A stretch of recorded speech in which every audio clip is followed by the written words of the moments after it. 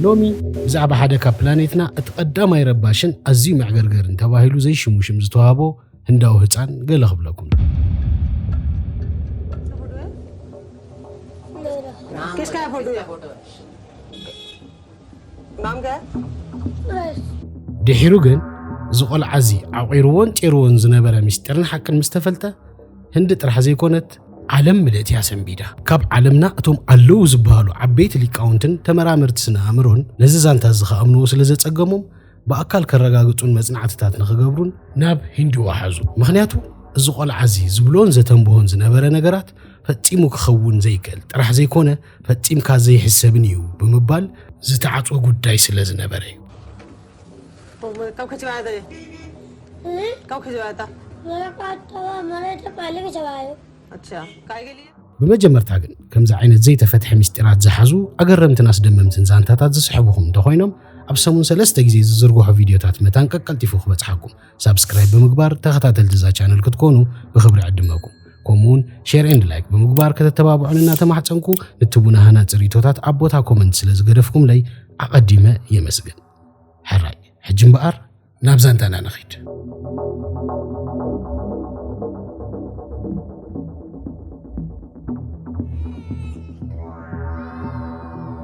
أبنا حسن شحن 1986 أبجي عراربو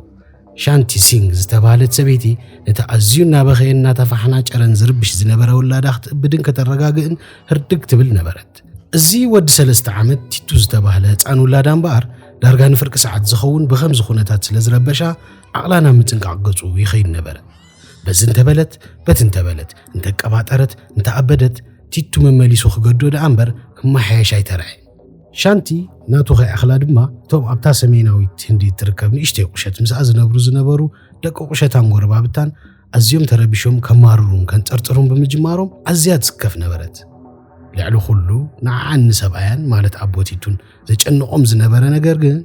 ولادهم انتا خوينو خمزي قبر مهلاو فتيمو خردهم زي مخالي مخنياتو زقل عزي كم كالو قلعة كعصو دليو وي بامبولات أفي ويكون انزع قرقر نيرو انتهي دا انجعي كبرها اللوم هاي كعلن दोनों बच्चे डाल दे दोनों तो जी बोले अच्छा कि मैं पहचान कर अच्छी तरिया بقى هندبت كبارو تبجيسو كبركن نبرت كسبابرن كتارار من يجمر بعلو دخيمو ويربري وسقع زقد فودما زجبرون تجبرو فتوم كبد زي السبي أزخلو كخون شانتن سبعان قالدو وش تعو حمام ويك عن زاجيرو يهلو بمبال نبحكم الناتات وسيدهم مهم حكايم جن زدلي مرمراتات دهر مقبار زخونة أجمع كرخبولو سلزي كقالو ودهم ولا حنتي أكاله أجمع يخون حمام عيرخمنا له نمو كن جبرلو نخل نجاري بلنان كم زز جبرو زلوجن من الباتنا عمروت أجمع خون سلزخل أو إيتات فتنو بمبال يملسوهم نبرو شانتن ملئت السرابيت دما معلتهم بفحن شارن أو حاجة زام سبارن هكتن عقرقرن عزيو سلزسلجوهم أرندات عامهم أبحدو سانة بطح بقى مودهم كم حدو تقولوا لتقبلهم حمامو خجمرو هولو أبحن تخفل عتيمو سقع عربريبو زدكس ويزف زبل كتبيو جمرو الزغلو خون دما شانتي نوعتها النظاريت نعملاخا تلمن نبرت هيوة مبار كم زقتيلا معالتاوي هندبتو كتجمر قبل كله كديلا قد أغيت فحنا جربي إذا نتخلاخلت عن تلتلا بلا أبتا خفلو يتوها بلا معطور قد تبلومو أبتا معطور بدقى خوف لا سقع زود تتبيو بخمزي نقرب جزيات مسكتسلو شانتي حدا نجارات كتستوعب جمرت تيتو دحرت كله ربشان عقرقرن كداكم كجمر كله قال زرباتات هتفتف قبل جمرة شانت دما انتهي بالكمزلو ناخد سمع كتتأنات ان جمرت امو دقاقيمو سورش فرما قبل سمعته از نجار زدما بتدقاقامي كقاتم جمرة كربشت انيحو عقرقيرو زف قبل كله سورش فرما خالق ولا حنت على يوتسني شانت جن زنك على ترجم كترخبل لنا يكالت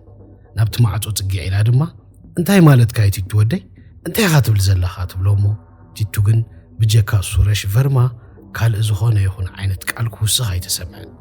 نساون بزح يتقدست لان قال يترفجن كم اخبر كله دارغانا مودا انا يتعقرقر يخيد كم زلو سلتردا نبرت وفتمسجن قريب وعجسكو ديو إلى كتتأنانا على جمرت شانتن سبعان بتقلالا شدش تقول علو ቲቱ ድማ ናይ መጨረሻ ውላዶም እዩ ነበረ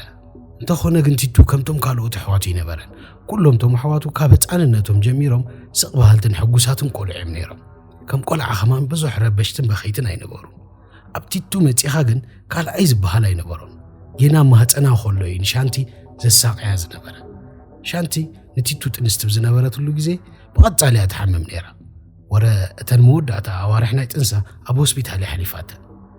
ምስ ተወልደው እንተኾነ ቲቱ ድቃስ ድበሃል ኣይፈልጥን እዩ ካብ በኽያቱ ንዕሪፍ ይፈልጥን እዩ ኣቦኡ ድማ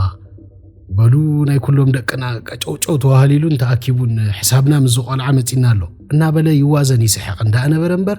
ወዱ ከምዚ ዓይነት ውከተኛ ክኸውንሲ ኣይተጸበየን ቲቱና ዓበይ ኣብ ዝኸደሉ እዋን እውን ኣዝዩ ሓራቕን ንብኽያት ሓንቲ ንእሽተይ ምኽንያት ጥራሕ ዝደሊ ኣሸጋሪ ቆልዓ ኮይኑ ክዓቢ ጀመረ ግና ስድርኡ ክላምስ ጎበዘ ክገድፎ እዩ እናበሉ ብዙሕ ይተገደሱሉን ቲቱ ወዲ 2 ዓመት ምስ ኮነ ግን ኩነታቱ ንስድራ ቤቱ ከሻቕሎምን ከተሓሳስቦምን ጀመረ ምክንያቱ ገና ወዲ 2 ዓመት ኮይኑ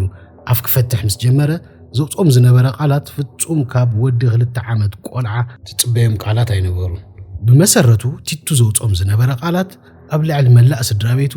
ክቱር ጽልእን ቅርሕንትን ከም ዘሕደረዮም ዘመልክቱ ነይሮም ቁሩብ ድርድኢት ክኾነና እምበኣር ስድራ ቤት ቲቱ ኣዝዮም ድኻታት ኣይነበሩ ሃብታማት ከዓ ኣይነበሩ በቲ ናይ ሽዑ ግዜ መዐቀኒ ማእከላይ ዝበሃል ናብራ ዝነበሮም እዮም ነይሮም ማለት ከምዚ ቴሌቪዥን መኪና ኣይነበሮምን ክዳውንቶም እንተኾነ በኽሩ ወዲዕ ዕብይ ክብል ከሎ ክዳውንቱ ምስ ፀበቦ ናብቲ ምንኣሱ ይመሓላለፍ ካብቲ ምንኣሱ ናብቲ ምንኣሱ ከምኡ እንዳበሉ እዮም ዝናበሩ ነይሮም ግና ወፊሮም ዝኣቱ ጾሞም እውን ዘይሓድሩ ስድራ ቤት እዮም ነይሮም ኣብ ዕለታዊ መነባብሮኦም ድማ ሕጉሳት እዮም ዝነበሩ ቲቱ እምበኣር ኣብ ከምዚ ኩነታት ይተወሊዱ ኣብኣኻ ይዓቢ ነይሩ ካልእ ዝፈልጦ ወይ ዝረኣዮ ፍሉይ ህይወት የብሉን ኣብ 2 ዓመቱ ኣፉ ክፍት መሰበለ ግን ኩሉ ዘረብኡ ዘበለ ምረት ኮይኑ ዋ እንታይ ዓይነት ናብራ እዚ ገለ እንዳበለ ብዛዕባ ድኽነትን ስእነትን ስድሩን ከማርር ይዋዕል ንኣብነት ኣዲኡ ቁሩብ ቅድድ ዝበለ ክዳን ተኸዲና እንተርእዩ በቲ ፀያፍ መላሕሱ ወልደፍደፍ እናበለ ዋ ኣታይ ዓይነት ብጅልጃል ክዳን ይኽተኸዲንክ ዘለኺ ዋ እንታይ ዓይነት ናብራ እዚ እንታይ ዓይነት ስቃይ እዚ ከምዚታት እንዳበለ ኣብ 2 ዓመቱ ክዛረብ ምጅማሩ ንስድሩ ከገርሞምን ከሻቕሎምን ጀመረ ወላውን ኣብ ውሽጢ ገዛ ገለ ርስሕ ዝበለ ወይ ዝተሰብረ ነገር እንተርእዩ በቃ ሁከት ይዘልዓል ዋ ኣንታ ዘይተፅሪዎ ዝገዛ እንታይ ዓይነት ጋዕጋዕ ሰባት እዮም እዚኦም ገዛ ጂዙ ወላስ እንዳጓሓፍ ከምዚታት ይዘረቡ ወይ ድማ ናብ ገለ ክኸዱ ደልዮም ብእግሮም ወይ ብኣውቶቡስ ክኸዱ ከለዉ ማኪናና ጌርና ዘይንኸይድ እንታይ ኮይና ብእግርና ንኸይድ ኣለና እናበለ ኣዝዩ የስተማስልን የማርርን ነበረ ኣስተውዕሉ ሕጂ እዚ ቆልዓ እዚ ካብዚ ውለድ ጀሚሩ ካብዚ ህይወት እዚ ወፃኢ ዝፈልጦ ወላ ሓንቲ ናብራ የለ ወላ ዝረኣዮ ህይወት የለን ዝብሎም ዝነበረ ነገራት ግን ከምዚ ብሕንቃቕ ዓብዩስ ሃብቱ ሃንደበት ድስኣነ እዩ ዝመስል ንሱ ጥራይ ከኣኽሎ ድማ ደጋጊሙ ብዛዕባ ሓንቲ ኣግራ ትበሃል ታሪኻዊት ከተማ ክዛረብ ጀመረ እዛ ከተማ እዚኣ ብውሕዱ ካብቲ ዓዶም 10 ኪሎ ሜትር ርሒቓ እያ ትርከብ ኣግራ እምበኣር ልዕሊ ዝኾነ ነገር በታ ኣብታ ከተማ ዝርከብ ሓደ ካብቶም 7 ኣደነቕቲ ቅርስታት ዓለምና ዝኾነ ህንፃ ታጅ መሃል ዝና ዝረኸበት ከተማ እያ በዚ ምኽንያት ድማ ኣግራ ኩሉ ግዜ ብበጻሕቲ ምስ ዕላቕላቐት እያ እንተኾነ ግን ቲቱ ወዲ 2 ዓመት ህፃን ስለዚ ከዓ ብዛዕባ እታ ከተማ ክፈልጥ ዘይሕሰብ እዩ ናኡ ገጹ ከይዱ ይፈልጥን እዩ ብዛዕባኡ ዝነገሮ እውን የለን እቲ ሓቂ እዚ እኳ እንተኾነ ቲቱ ግን ደጋጊሙ ናብ ኣግራ ክወስድዎን ናብኡ ክኸይድ ከም ዝደልን ክዛረብ ጀመረ ቤተሰቡ ድማ ናብኡ ክወስድዎ ከም ዘይክእሉን ከም ዘይጥዕሞምን ክነግርዎ ከለዉ ከም ተኣመሉ ሁከትን ዕግርግርን ይገብር ነበረ እንተኾነ ግን ቤተሰቡ ድሕሪ ቁሩብ ግዜ ክርስዑ ኢሎም ሸለል በልዎ ቲቱ ግን ይትረፍ ክርስዑ መመሊሱ ጠባዩ እናገደደን እናኸፍአን ከደ ከም ሳዕቤኑ ድማ ቲቱ ካብ ማዕገርጋርን ምንፅርፃርን ሓሊፉ ናብ ወስ ተሰጋገረ ሓደ መዓልቲ ንሓደ መሰጥኡ ቆልዓ ጎረቤት ብቃንጫ ሽኮር ገይሩ ደም ብደም ስጋዕ ዝኸውን ቀጥቀጦ ካልእ ግዜ ድማ ምስ ወላዲቱ ሻንቲ ናብ ዕዳጋ ይወፁ እሞ ሻንቲ ዘድልያ ነገራት ገዛዚኣ ምስ ወደአት ስቂላ ናብ ሓደ ስልማት ናይ ኢድ ወይ በናጀር ዝሸጠሉ ድኳን ኣትያ ስልማት ክትርኢ ጀመረት እሞ የዒንታ ኣብ ሓንቲ ጽብቕቲ በናጀር ናይ ኢድ ዓለባ ቀዊላ ድማ ብተመስጦ ክትጥምተን ጀመረት ነዚ ዝተዓዘበት ቲቱ ድማ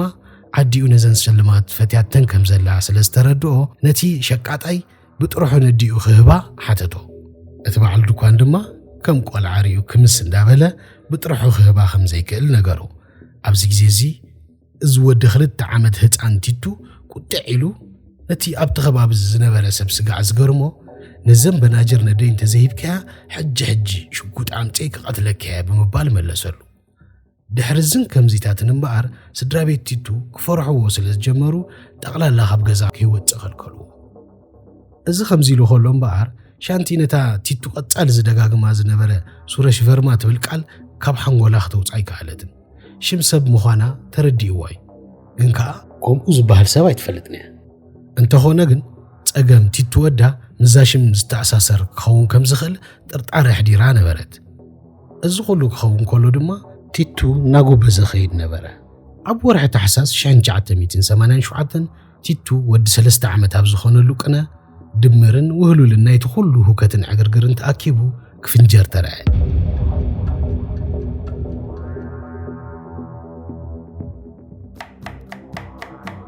زا معلتي كم كلن كالوت معلتات بنبور نتفتات يوم جميرهما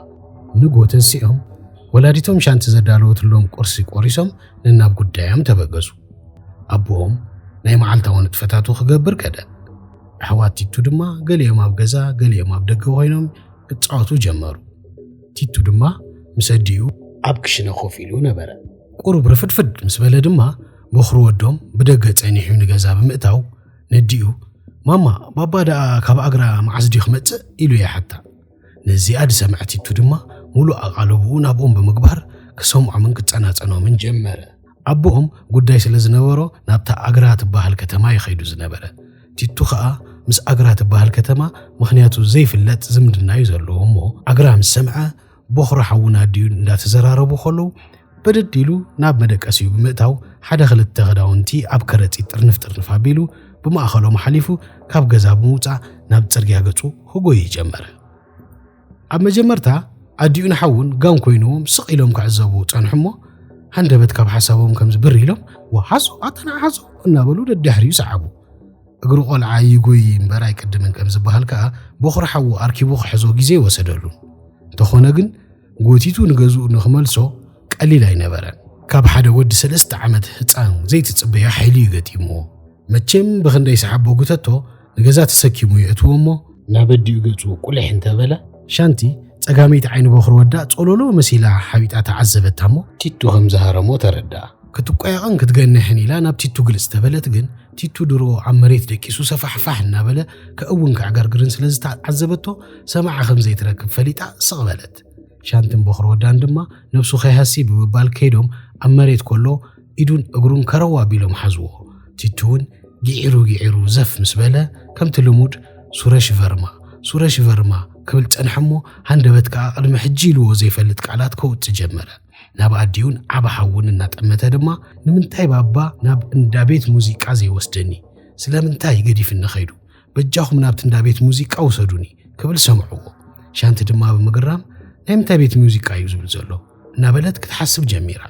تيتو قعيرون عقرقيرون دخيمو زف مسبلا دما العلوم ناب عرات وصدوه مو شانتي نتبوخر ودا قوليح بمبال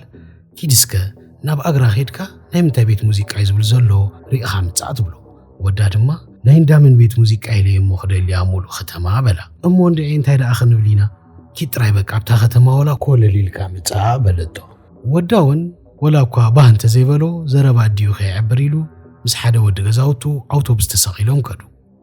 شانتي نعقل تبت داقيرات تنبر ودانا بأقرا خيدو زربح زينا حيزو خمت إلاس أي تتبيتن دحري نويح ساعتات دما بوخر ودا كاب أقرا تمليسو متأمو تخيلو ناب عديو شان تخده شانتي قد قدام مسرعيت قال حدش نقر كم زلو تردى هز ودي انتاي ترخبه دحنا يكون عندنا بلدو أبقى تزرعيتو سمعيتنا شغلة وداون لما ريت أميتو بعمو يقصتن فسمو نبقى قدو كنعيلو عده صباح عقايش كمتو نايم بلا نتصباحيتو حانت مكينا متيا عباف دقن شانتي دو بلتمو كاب أدماش دشت سبات وردو حنتي أب كباب سلاسات عدمت تقمت عزيو كبرون معروقن كأي حكدان زلبست عزيا ملكعت ويزرون سلسته بادلاز تخدنو سابوت كومون كلته بعد ما زدفو 70 سبيتن ሰብኣይ ጽቡቕ ጎልፎ ተኸዲኑ ታሰበይቲ ድማ ሙሉእ ሃሪ ክዳን ለቢሳ ናብ ማዕጾ እንዳ ሻንቲ ተጸጉዑ ካብቲ ተኸዲኖሞ ዝነበሩ ክቡር ክዳውንትን ዝነበሮም ወዝን ወጅህን ተበጊስካ እዞም ሰባት ካብ ካልእ ከባቢ ከም ዝመጹን ኣዝዮም ድማ ሃብታማት ከም ዝኾኑን ንጹር ነበረ ሻንቲ ኣብ ውሽጢ ገዛ ኮይና ነዞም ሰባት እዚኦም ትዕዘቦም ነበረት ንሳን ሰብኣያን ድማ ኣብ ክንዲ በዓሎም ወጪኦም ዝቕበልዎ መጀመርያ ንቲቱ በይኑ ወጪኡ ክዘራርቦም ተረዳዲኦም ስለ ዝሓደሩ ሻንትን ውሽጢ ገጻ እናጠመተት ንቲቱ ጸዋዓቶሞ ንዓ ኣጋይሽ መጺኦም ኣለዉ ማዕጾ ክፈትዎም በለቶ ምልእቲ ስድራ ድማ እንታይ ከም ዝስዕብ ንኽትዕዘብ እዳዋ ጣሚራ ክትጽበ ጀመረት ቲቱን ካብ ውሽጢ ገዛ ኮደብ እንዳበለ መጺኡ ናብቲ ማዕጾ ገጹ ተኺሉ ብምኻድ ማዕጾ ስሕብ ኣቢሉ ኸፊቱ ደገ ወፀ ኣብ ደገ ዝጽበይዎ ዝነበሩ ኣጋይሽ ርኢ ምሰበሎም ድማ ሃንደበት ብታሕጓስ ክዘልልን ክስሕቕን ጀመረ ሻንቲ ሕሳስ ልደ ወዳ ካብ ዝውለድ ንመጀመርያ ግዜ ተሓጒሱ ክስሕቕ ምስ ተዓዘበት እንታይ ይካየድ ኣሎ እኳ እንተዘይተረድኣ ንዒንታ ሸፊና ብሓጎስ ነብዐት ብኡ ንብኡ ድማ ቲቱ ማማ ባባ ንዑፁ ነዞም ካልኦት ኣባላት ስድራ ቤትና ተላለይዎም ክብል ሰማዓቶ ንደገ ወፅያ ነቶም ኣጋይሽ ንገዛ ንኽኣትዉ ዓደመቶም እሞ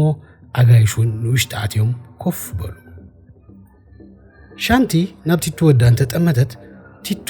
ብታሕጓስ ተፈሲሑ ክምስምስ ክብል ተዓዘበት ኣብዚ ህሞት እዙውን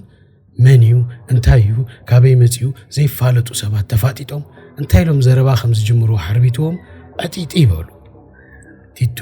ነታ ቀያሕ ክዳን ተኸዲና ዝነበረት ወይዘሮ ነቒጹ ክጥምታ ድሕሪ ምጽናሕ ንዕብዚ ጠቓይ ኮፈሊ ብምባል ነቲ ስቕታ ሰበሮ እታ ወይዘሮ ድማ እንታይ እዩ ክብለኒ ኢላ ድንግርግር እናበላ ተሲኣ ናብ ጥቕኡ ኸይዳ ኮፍ በለት ቲቱ ድማ ዓይና እንዳጠመተ ፍሽኽ ድሕሪ ምባል ትፈልጠኒ ዶ ኢሉ ሓተታ እታ ወይዘሮ ድማ ቁልቁል እናጠመተቶ ኣይፈለጥኩኻን በለቶ ቲቱ ትቕበል ኣቢሉ ኣነ ግን ፈልጠኪ እማ እንዲኽ ንስኺ በላ ኣዝያ ተገሪማ ድማ ትኩር ኢላ ጠመተቶ ክትዛረብ እኳ ዓድል ከያባ ድማ ቲቱ ዘረብኡ ቐጸለ ትዝክሩ ዶ ናብ ፌስቲቫል ምስራኑን ሳኑን ምስከድና ፓስተ ገዜ ዘብላዕኹኺ ከምዚ ምስ በላ ግን ምግራም ናይታ ሰበይቲ ናብ ስምባደን ተርባፅን እናተቐየረ ገጻ ልውጥውጥ በለሞ እንታይ ይካየድ ከም ዘሎ ክበርሃላ ጀመረ ኣብዚ እዋን ዚ ድማ ሻንቲ ነዚ ኩሉ ነገራት ስቕ ክትዕዘብ ድሕሪ ምጽናሕ ሃንደበት ብድድ ኢላ እናጎየት ናብ ውሽጢ ኣትያ መቐስ ሒዛ መፀት ዘይዝኾነ ይኹን ዘረባ ድማ ንቲቶ ሕዛ ኣቢላ ኣብ የማናይ ክፋል ናይ ርእሱ ካብ እዝኑ ልዕል ኢሉ ዝነበረ ጸጉሩ ክትቆርጾ ጀመረት ጸጉሩ ቆሪጻ ዳርጋ ለጻይ ምስ ገበረቶ ድማ እቶም ተኣኪቦም ክዕዘብዋ ዝጸንሑ ኣጋይሽ ኣብቲ ለጻይ ርእሲ ትቖልዓ ዝነበረ ምልክት ተዓዚቦም ብስምባደ ደረው እምበኣር እዚ ኩሉ ፍጻመ ጽቡቕ ገይሩ ክበርሃልኩም ምልስ ኢለ ቦኽራ ሓውቲቱ ናብ ከተማ ኣግራ ቤት ሙዚቃ ክደሊ ምስ ከደ ዘጋጠሞ ነገር ክነግረኩም ሓውቲቱን ትምሱ ዝኸደ ዓርኩን ኣብታ ኣግራ ትበሃል ከተማ ምስ በጽሑ ባሃሰ ሰለባም ኣብታ ከተማ ኮለል ክብሉ ጀመሩ ኣበይ ክኸዱ ኣለዎም ከመይ ዝበለ ቤት ሙዚቃ እዮም ዝደልዩ ዘለዉ ወላ ሓንቲ ኣፋፍኖቱን ስለ ዘይነበሮም ውጢት ዘይብሉ ድኻም ይደኽሙ ከም ዘለዉ እዩ ውሽጦም ዝነግሮም ነይሩ ድሕሪ ነዊሕ ሰዓታትን ብዙሕ ቤት ሙዚቃታትን ምድላዮም ድማ ኣብ ሓንቲ ብዙሓት ቤት ሙዚቃታት ተር ኢለን ዝርከባላ ኣንጎሎ በጽሑሞ ሓደ ባሓደ ነተን እንዳ ቤት ሙዚቃ ክዕዘብዎን ጀመሩ ድሕሪ ቁርብ ግዜ ድማ ሓንቲ ካብተን ቤት ሙዚቃታት ንሓውቲቱ ኣቓልቡ ሰሓበቶ ነቲ ዓርኩ ድማ ንዓስከብ ዚኣቲና ንሕተት ብምባል ሒዝዎ ኣተወ ኣብዚ ግዜ እዚዩ እምበኣር ነታ ቀያሕ ክዳን ተኸዲና ዝነበረት ምልክዕቲ ወይዘሮ እማ ዝረኸባ ሓውቲቱ ድማ ናብ ኣቕርብ ኢሉ ሽምዛ ቤት ሙዚቃ ካብ ምንታይ ተበጊሶም ከም ዘውፅዎ ሓተታ እማ ድማ እዛ ቤት ሙዚቃ እዚኣ ናይ ሰብኣያ ነበር ከም ዝነበረትን ተኾነ ግን ቅድሚ 3 ዓመት ኣቢሉ ሰብኣያ ብኢድ ሰብ ተቐቲሉ ከም ዝሞተ ድሕሪኡ ድማ ባዕላ ተመሓድራ ስለ ዘላ ሽምታ ቤት ሙዚቃ ክትቀይሮ እኳ እንተሓሰበት ነብሳ ምግባር ስለ ዝኣበያ ግን ከም ዘላቶ ብሽም ሰብኣያ ክትፅዋዕ ከም ዝመረፀትን ነገረቶ ኣብዚ ግዜ እዚዩ እምበኣር ንሓወቲቱ ነገራት ክገጣጠመሉ ዝጀመረ ምክንያቱ ድማ ስም ናይታ ቤት ሙዚቃ ሱረሽ ሬድዮ ስቶር ወይውን ቤት ሙዚቃ ሱረሽ ይብል ስለ ዝነበረ ስም ሰብኣይ እማ ድማ ሱረሽ ቨርማ ይበሃል ነበረ ሱረሽ ቨርማ እተን ቲቱ ደጋጊሙ ዝብለን ዝነበረ ቃላት በኣዝዩ ዘገርም ምግጥጣም ድማ موت ناي سورش فرمان مولاد ناي هيتان تيتون بزوح زتاحز نقرات نبرو إذا خلو ناي تيتو هوكاتن عقرقرن دما نهيوات ناي سورش فرماز فلت سب ردون نتورن مخنيات نبرو. मैं गाड़ी के पास गई और मैंने ऐसा लगा तो हाथ पे करके तो मेरी सीधी चीख निकल गई किसी ने गोली मारी है. ብዙሓት ሰባት ዓበይቲ ፕሮፌሰራት ናይ ዓበይቲ ዩኒቨርሲቲታት ሂንድን ኣሜሪካን ሓዊስካ ድማ ሱረሽ ቨርማ ምስ ተቐትለ እታ ትንፋሱ ተኣምር ብዝኾነ መገዲ ተጓዒዛ ኣብቲ ሽዑ ተጠኒሱ ዝነበረ ህፃን ቲቱ ከም ዝሰፈረት ኣረ እንዳጣዓሞም ከኣምኑ ተገደዱ። ብሓፂሩ ሱረሽ ከም ቲቱ ኮይኑ ዳግማይ ተወሊዱ ማለት እዩ ብኽልሲ ሓሳብ። እዚ ናይ ዳግማይ ሙላድ ስነ ሓሳብ ድማ ቲቱ ደጋጊሙ ሱረሽ ቨርማ ዝብል ዝነበረስ ናይ በሓቂ ሽሙ ስለ ዝነበረ እዩ ናብ ዝብል መደምደምታ ወሰዶ። ብተወሳኺ እውን ቲቱ ናብ ኣግራው ሰዲዩኒ ኢሉ ዝርቢሕ ዝነበረ ስርሑን መንበሪኡን ኣብኡ ስለ ዝነበረ እዩ። ብደረጃ መነባብሮ ስድራ ቤቱ ዘማርር ዝነበረ ድማ ኣዝዩ ሃብታም ስለ ዝነበረ እዩ ከም ሱረሽ ቨርማ ማለት እዩ። ልዕሊ ኩሉ ነዚ ናይ ዳግማይ ሙላድ ስነ ሓሳብ ዘራጉድ ሱረሽ ቨርማ ኣብ ርእሱ ኣብ ክልተ ቦታ ብጥይት ተሃሪሙ ይሞይቱ። ቲቱ ድማ ልክዕ ኣብተን ክልተ ቦታ ናይ ርእሱ በሰላሕ ሒዙ ተወሊዱ። ብተወሳኺ እውን ኣብቲ ዓለት ሱረሽ ቨርማ ብጥይት ዝተቐትለላ መዓልቲ ንቲቱ ነብሰ ጦር ዝነበረት ሻንቲ ኣዝዩ ብርቱዕ ቃንዛ ስለተሰማዓ ሆስፒታል ክትኣቱ ተገዲዳ ነበረት። ድሕሪ ዝኹሉ ፍጻሜታት እምበኣር ቲቱ ምስ ስድራ ቤት እማ ክነብር እዩ ኢሎም እኳ ትፅቢት እንተገበሩሉ እቲ ህፃን ግን ኣብታ ዝተወልደላ ስድራ ቤት ሻንቲ ክነብር ብምምራፁ ህይወቱ ምስ እንዳ ሻንቲ ቀፀለ። ስድራ ቤት እማ ድማ እንዳተመላለሱ ደሃዩ ካብ ምግባር ኣዕረፉ። እዘን ክልተ ስድራ ቤታት ጥቡቕ ዝምድና መስረታ። እንተ ቲቱ ድማ ኣብዚ ሕጂ ግዜ ዓብዩ ትምህርቱ ወዲኡ ኣብ ሓደ ኮሌጅ ናይ ሂንዲ ከም ፕሮፌሰር ኮይኑ ኣብ ምስራሕ ይርከብ። ተመርዒን ወሊዱን ናቱ ስድራ ቤት መስሪቱን ዝነብር ዘሎ ቲቱ ካብታ ምስ ስድራ ቤት ሱረሽ ቨርማ ዝተራኸበላ ዓለት ጀሚሩ ህውከትን ዕግርግርን ጠቕላላ ገዲፎ ኣዝዩ ሕጉስን ሰሓቕን ኮይኑ ዓብዩ ሕጂ እውን ይነብር ኣሎ። ሕጂ እምበኣር ኣብ ርእሲ ኩላ ሰብ ትመላለስ ሕቶ እንታይ እያ? እዚ ኩሉ ህይወቱ ዝክሮ ኣሎ ነቶም ቀተልቱ ዘኪርዎም ዶ እያ ትሓቶ። እወ ዘኪርዎም። ቲቱ ብፖሊስ ኣብ ዝተሓተተሉ እዋን እዚ ክብል ይመሊሱ። ሓደ መዓልቲ ስራሕ ውዒለ ንገዛ ተመሊሰ ኣብ ኣፍ ደገ ገዛ ኮይነ ማዕፆ ንኽኸፍቱለይ ጥሩምባ ማኪና ምስ ነፋሕኹ በዚ መፂኦም ከይበልክዎም ክልተ ነጋዶ ኣቐዲመ ዝፈልጦም ነጋዶ መፂኦም ብጥይት ሃሪሞም ቀቲሎምኒ። እቲ ነተን ክልተ ጥይት ዝተኮሰን ሰብ ድማ ሳዲቅ ጆሃዲን ይበሃል ክብል መለሰሎ።